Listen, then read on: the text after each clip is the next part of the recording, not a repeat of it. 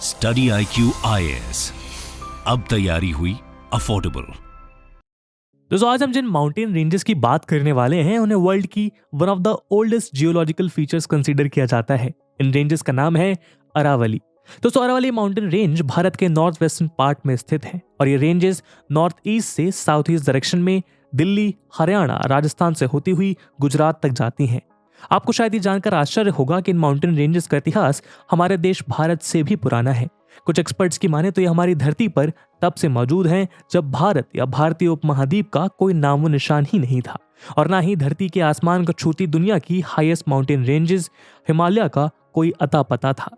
दोस्तों मोन्टोलॉजी यानी study of mountains के अकॉर्डिंग ये अरावली रेंजेस ही थी जिसने इंडियन सबकॉन्टिनेंट के शेप को डिफाइन करने से लेकर उसके क्लाइमेट के निर्धारण में भी एक अहम भूमिका निभाई थी। यहाँ तक कि इंडियन सबकॉन्टिनेंट पर मल्टी सेलुलर लाइफ के एक्सप्लोजन को ट्रिगर करने का इंपॉर्टेंट रोल भी अरावली ने ही प्ले किया।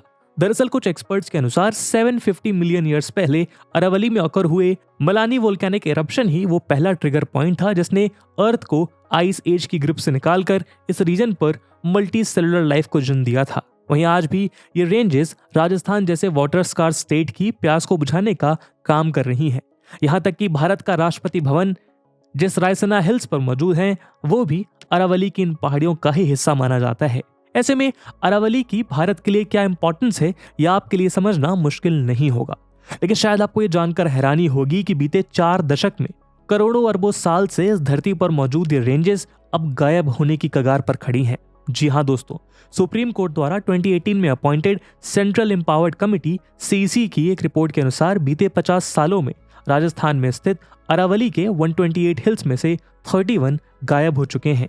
यानी राजस्थान से ऑलमोस्ट 25% अरावली रेंजेस को ह्यूमन एक्टिविटीज द्वारा निस्ते नाबूद कर दिया गया है। वहीं हरियाणा सरकार द्वारा Haryana principal secretary AK Singh के अंडर गठित की गई कमेटी की रिपोर्ट भी इसी ओर इशारा करती है कि हरियाणा में अरावली रेंज की लंबाई पहले के मुकाबले रातों रात सब्सटेंशियली कम हो गई है। तो ऐसे में सवाल उठता है कि क्या भारत का राष्ट्रपति भवन और नॉर्थ एंड साउथ ब्लॉक जैसे दूसरे इंपॉर्टेंट एडमिनिस्ट्रेटिव बिल्डिंग्स जिन रेंजेस पर स्थित हैं, क्या वो भाग भी ऐसे ही गायब होने वाला है और कैसे भारत अपनी सबसे पुरानी पर्वत श्रृंखला को खत्म कर रहा है।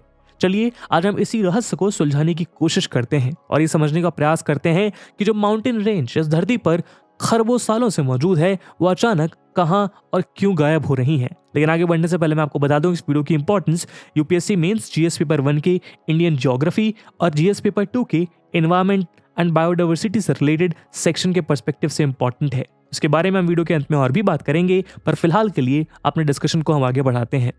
दोस्तों आप सब ने स्टडी IQ के फाउंडेशनल बैचेस को बेशुमार प्यार और भरोसा दिया और इसी ट्रस्ट, इसी जीत की तैयारी को कंटिन्यू रखने के लिए अब स्टडी IQ ने प्रण लिया है कि UPSC CSE 2024 में आपको अपने कंपटीशन से आगे रखने के लिए और आपके सिलेक्शन को इंश्योर करने के लिए स्टडी IQ अपना life foundation pre plus mains batch लेके आया है 2024 UPSC एग्जाम के लिए। इन बैचेस में दोस्तों आपकी तैयारी के हर एक डायमेंशन को एक्सटेंसिवली कवर किया जाएगा और इसके लिए आपको मिलेगा 1000+ आवर्स का लाइव कंटेंट जिसमें NCERT से लेकर रेफरेंस बुक, प्रीलिम्स के लिए प्रैक्टिस क्वेश्चंस, मेंस के answer writing practice, weekly revision test, hand written notes और आपकी प्रिपरेशन में हर कदम आपके साथ चलने के लिए 1-to-1 मेंटोरशिप। और दोस्तों ये सब कुछ आपको मिलेगा 18,999 के सुपर डिस्काउंटेड प्राइस पे अगर आप AG live coupon code use करते हैं। इन बैचेस में क्लासेस की शुरुआत 20th जनवरी मॉर्निंग 8 AM से हो रही है। तो अब आप भी पूरे देश के एस्पिरेंट्स के साथ बोलिए कि आप तैयारी हुई अफोर्डेबल स्टडी IQ के साथ। बाकी सभी अपडेट्स के लिए आप मुझे मेरे सोशल मीडिया हैंडल्स पे फॉलो कर सकते हैं।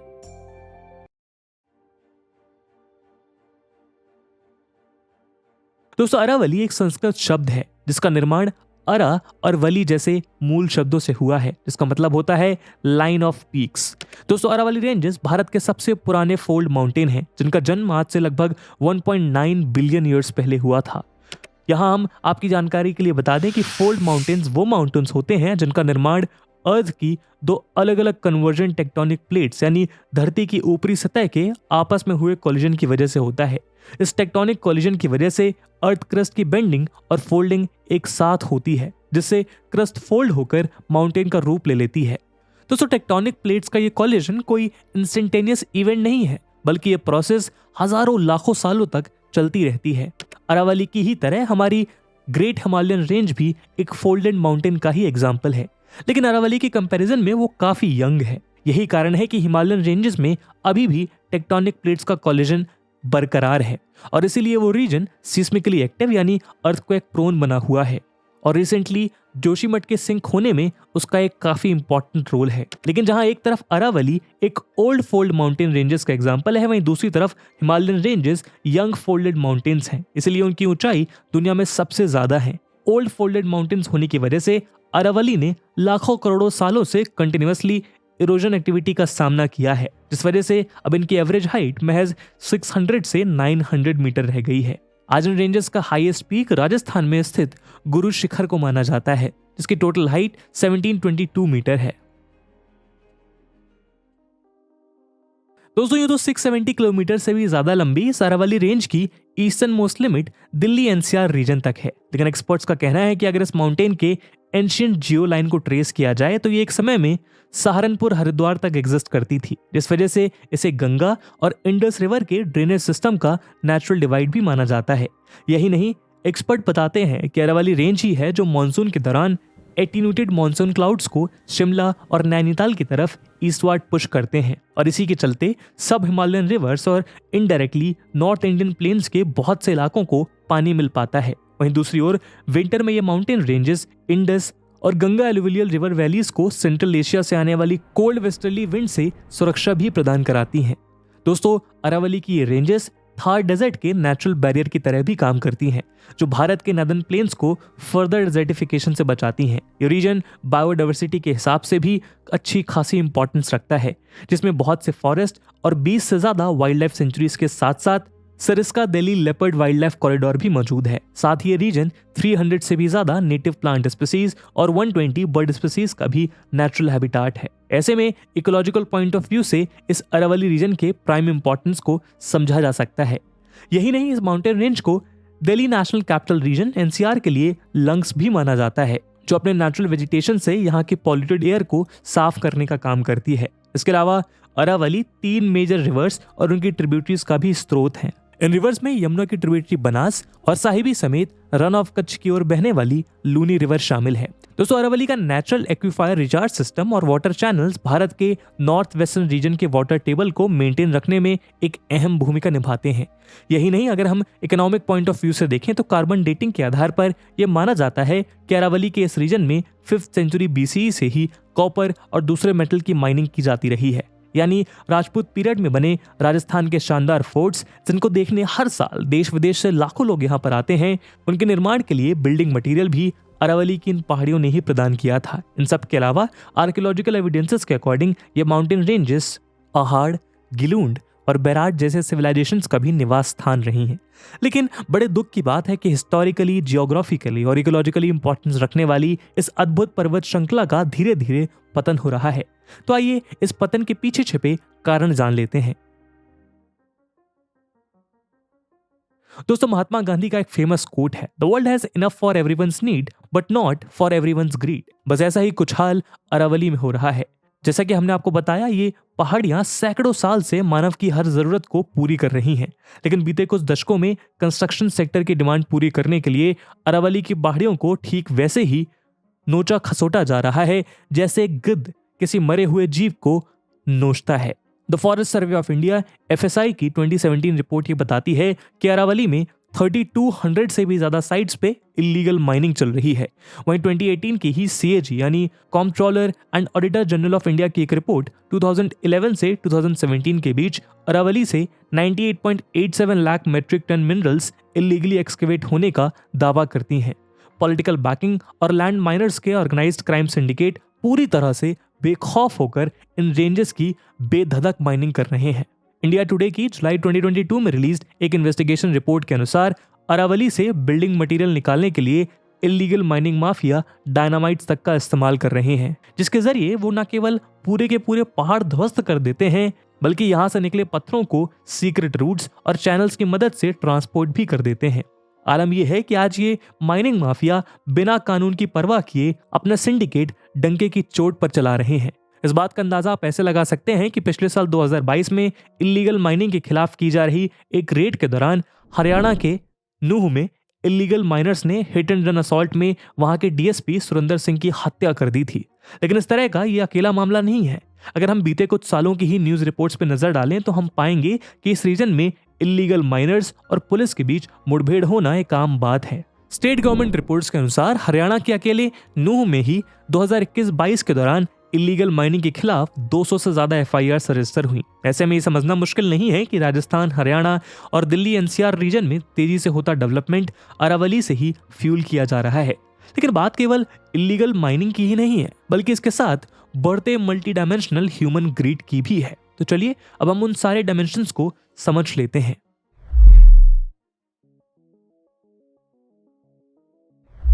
दोस्तों, जैसा कि हमने आपको बताया कि अरावली रीजन एक प्राइम इकोलॉजिकली सेंसिटिव रीजन है। ऐसे में यहाँ होती लैंड माइनिंग और इसके दूसरे रीजन्स में बढ़ता ह्यूमन सेटलमेंट यहाँ के रिड्यूसिंग फॉरेस्ट कवर के लिए भी जिम्मेदार है। अलग अलग रिपोर्ट से ये बात सामने आई है कि दिल्ली और हरियाणा के नजदीक एनसीआर में तेजी से होते कंस्ट्रक्शन और लैंड ग्रैबिंग की वजह से एनसीआर के ये लंग्स अब जवाब देने लगे हैं। यहाँ फार्म हाउसेज और कॉलोनाइजिंग प्रोजेक्ट्स के नाम पर पेड़ों की अंधाधुंध कटाई जारी है। यही नहीं, एंशिएंट वाटर चैनल्स के रास्ते में तेजी से बढ़ता कॉलोनाइजेशन और कंस्ट्रक्शन भी नेचुरल एक्विफायर्स के रिहैबिलिटेशन के आड़े आ रहा है। लेकिन हालत ऐसी है कि मामले की गंभीरता समझते हुए इसके खिलाफ सख्त एक्शन लेने के बजाय डैमेज फॉरेस्ट रिपोर्ट फाइल करके 1000 से 11,000 रुपीस के बीच फाइन इंपोज कर मामले को रफा दफा कर दिया जाता है। इस सबको देखते हुए 2016 में ही इसी तरह के अनरेगुलेटेड ट्री कवर डिस्ट्रक्शन को रोकने के लिए देश के बहुत से एनवायरमेंटल एक्टिविस्ट ने एनसीआर और आसपास के अरावली रीजन में भी फेमस चिपकू मूवमेंट से प्रेरित होकर एक मूवमेंट शुरू किया था। वहीं 2020 में रक्षाबंधन के अवसर पर गुरुग्राम और दिल्ली के लोगों ने अरावली के पेड़ों को राखी बांधकर अपना सौहार्द व्यक्त किया था। लेकिन इन सभी प्रयासों के बावजूद समस्या जस की तस है। यही कारण है कि अब इस ह्यूमन ग्रीड के रेपरकशंस दिखाई देने लगे हैं। अरावली में होते इस विनाश के खेल की वजह से इस रीजन में वाटर स्कार्सिटी बढ़ती जा रही है। ऐसा इसलिए है क्योंकि अरावलीज में बहुत से cracks, fissures, natural water suction regions और ग्राउंड वाटर रिचार्जेस एरिया है, जहां से बरसात के समय ग्राउंड वाटर रिचार्ज होता है, जिसकी वजह से ये कहा जा सकता है कि अरावली ही यहाँ के लाखों लोगों की प्यास बुझाती है। लेकिन इस अनरेगुलेटेड माइनिंग की वजह से ग्राउंड वाटर रिचार्ज में कमी देखने को मिल रही है, जिससे ऑलरेडी पीने के पानी की समस्या से जूझता इंडिया का वेस्टर्न रीजन और भी ज्यादा सूखता जा रहा है। Wild life institute of India के 2017 के सर्वे में ये बात सामने आई थी कि साउथ हरियाणा में 12 वेजिटेटिव गैप्स हैं, जिसके लिए अरावली से होने वाले सैंड ड्रिफ्ट को जिम्मेदार माना जा रहा है। ऐसे में अब एनवायरमेंटलिस्ट को ये चिंता सताने लगी है कि तेजी से होती अरावली की डिस्ट्रक्शन से कहीं थार का एक्सटेंशन और फर्दर नदर्न स्टेट्स की तरफ इंटेंसिफाई ना हो जाए।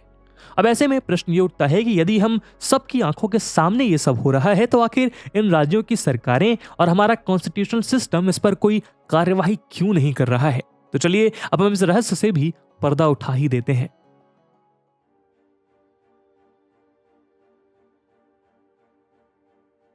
दोस्तों, ये तो सेंट्रल गवर्नमेंट द्वारा ministry of environment, forest and climate change के मई 7, 1992 में रिलीज हुए फेमस द अरावली नोटिफिकेशन ने इस क्षेत्र में बिना ministry of environment, forest and climate change के परमिशन के न्यू इंडस्ट्रीज, माइनिंग, डिफॉरेस्टेशन के साथ कंस्ट्रक्शन एक्टिविटीज पर भी रोक लगा दी थी। वहीं सुप्रीम कोर्ट ने भी 2002, 2005, 2009 और 2018 में अलग अलग केसेस में ऑर्डर देकर इस माउंटेन रेंज के फ्रेजाइल इकोसिस्टम में सिमिलर एक्टिविटीज को रोकने के आदेश दिए थे।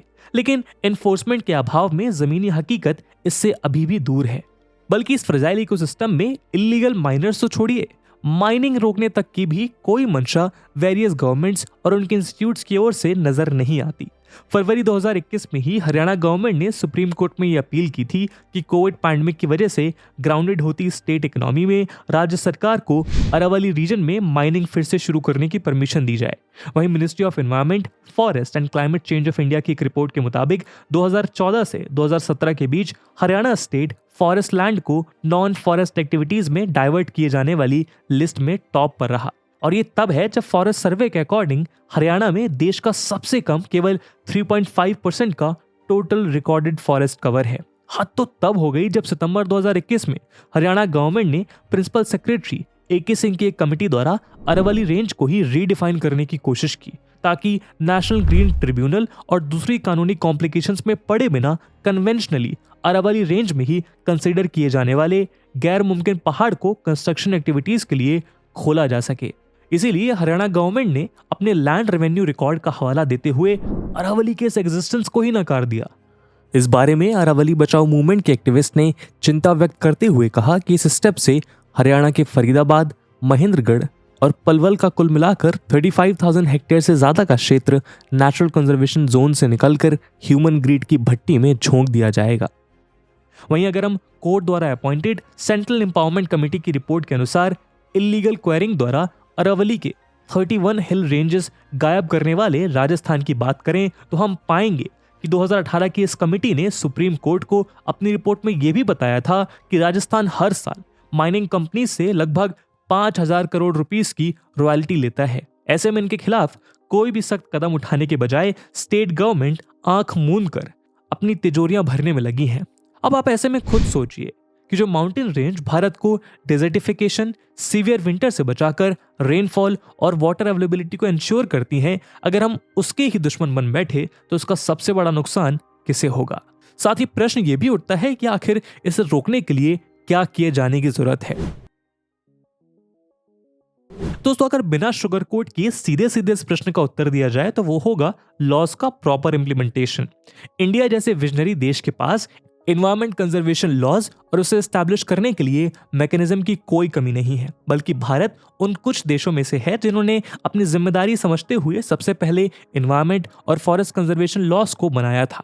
लेकिन अगर इसके बाद भी हम अरावली को नहीं बचा पा रहे हैं तो कमी लॉस की नहीं, इनके इम्प्लीमेंटेशन की है। कमी पॉलिटिकल विल और हमारी सोच की है, जो आज भी अपनी जिम्मेदारी समझने के बजाय और ज्यादा पाने की हवस में पर्यावरण का नाश कर रहे हैं। इस मुद्दे से जुड़ी देश की सभी राज्य सरकारों को भी ये समझना होगा कि डेवलपमेंट एक मस्ट नीडेड एस्पेक्ट है, लेकिन इसे एनवायरमेंट और इकोलॉजी के एक्सपेंस पे अचीव नहीं किया जा सकता। करोड़ों सालों से हमारी तमाम जरूरतों को पूरी करती आई अंगद के पैर की तरह अटल खड़ी अरावली की पहाड़ियां आज हमसे संरक्षण की गुहार कर रही हैं। इस गुहार को नजरअंदाज करना बेवकूफी नहीं, बेईमानी होगा। दोस्तों, इस मुद्दे पे आपका क्या ओपिनियन है, क्या पर्सपेक्टिव्स हैं, क्या सुझाव हैं, कमेंट सेक्शन में जरूर बताइएगा।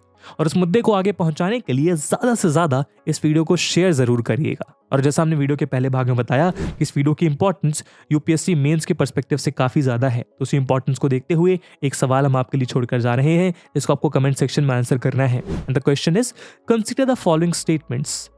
Statement A, Aravali restricts the eastward expansion of the desert. Statement B, all the rivers of Rajasthan have their origin from Aravali. Statement C, distributional pattern of rainfall in Rajasthan is not affected by Aravali. Option D, Aravali region is rich in metallic minerals. Select the correct answer using the code given below. Option 1, A, B and C are correct. Option 2, B, C and D are correct. Option 3, only C and D are correct. Option 4, only A and D R correct. और दोस्तों, इसी के साथ एक mains का भी प्रश्न हम आपके लिए छोड़कर जा रहे हैं। And the question is, what are the ecological hazards that the Aravalli has been exposed to by illegal mining? Discuss. And with this question my friends, that's it for the video. I hope आपको video पसंद आई होगी, और अगर पसंद आई है तो अपने दोस्तों के साथ साझा करना मत भूलिएगा। हम मिलते हैं अगले वीडियो में, तब तक के लिए जय हिंद, जय भारत। स्टडी IQ IAS, अब तैयारी हुई अफोर्डेबल।